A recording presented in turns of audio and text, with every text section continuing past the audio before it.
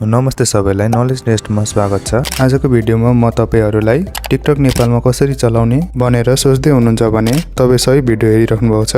भिडियोमा म तपाईलाई स्टेप बाइ स्टेप टिकटक चलाउन सिकाउने छु। भिडियो अन्तिमसम्म हेर्नु होला र भिडियोलाई एक लाइक गरिदिनु होला। साथीहरु लेट्स स्टार्ट द भिडियो।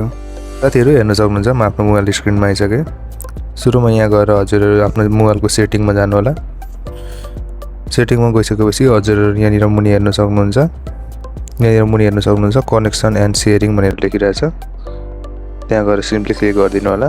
त्यसपछि हजुरहरु यहाँनिर हेर्न सक्नुहुन्छ प्राइभेट डीएनएस भनेर लेखिरहेछ। त्यहाँ गएर हजुरहरु क्लिक गरिदिनु होला।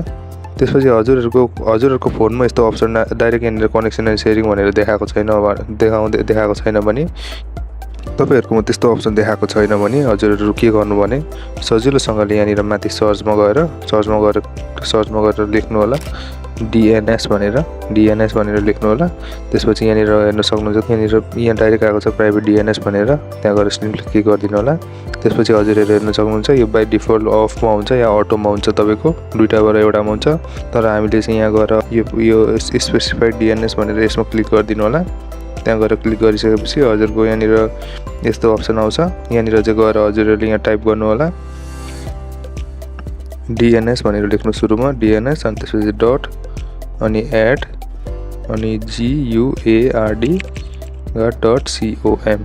यति भनेर लेखिदिनु भयो भने तपाईले सेभ गरिदिनु। हजुरको अब यति गरिसकेपछि हजुरले केही गर्नु पर्दैन। यहाँबाट सबै तपाईको यहाँबाट हटाइदिनुस्।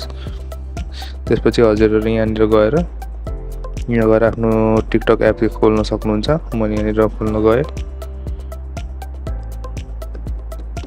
साथीहरु हेर्न सक्नुहुन्छ तपाईहरु यहाँनिर भिडियो चल्न थालिसक्यो। हजुर यहाँनिर सजिलोसँगले अब यहाँबाट स्क्रल गर्दै यहाँबाट हेर्न सक्नुहुन्छ। सुरुमा चाहिँ हजुरको अलिकति ल्याग गर्ला हैन। सुरुमा ल्याग गर्दाखेरि टेन्सन नलिनुस्, तर यहाँनिर चल्न चाहिँ भिडियो मजाले चल्छ। ल त साथीहरु यति नै त आजको भिडियो। फेरि म यस्तै भिडियोको साथ आउने छु। Bye, take care.